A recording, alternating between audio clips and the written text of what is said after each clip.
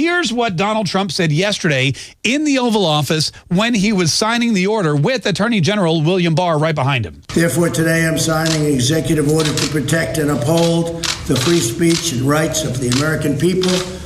Currently, social media giants like Twitter receive an unprecedented liability shield based on the theory that they're a neutral platform, which they are not.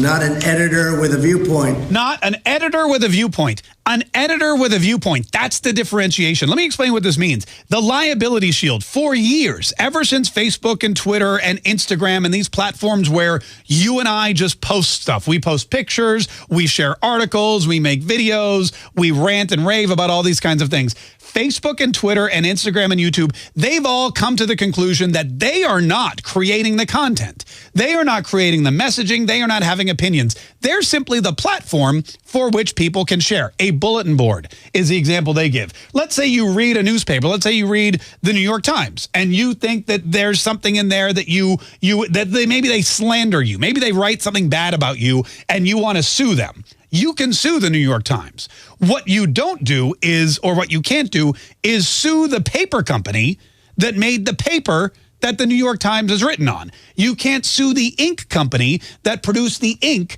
that the New York Times wrote the slanderous story about you on, because that's just the vehicle. Facebook, Twitter especially, Instagram for years, they argued they're just the paper and the ink.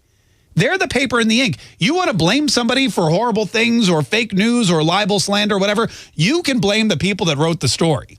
But and as a result, they've had this liability shield. They cannot be sued. There can be no litigation against these companies because they're not creating the content. The only problem is now when you have an organization like Twitter or when you have an organization like YouTube coming in and demonetizing somebody because they don't agree with the content, or when you have them putting warnings up, or when you have them fact checking, they're no longer just the bulletin board. They're no longer just the paper and the ink. They're offering their opinions. They're editorializing. They are now, in effect, creating content. They are publishers.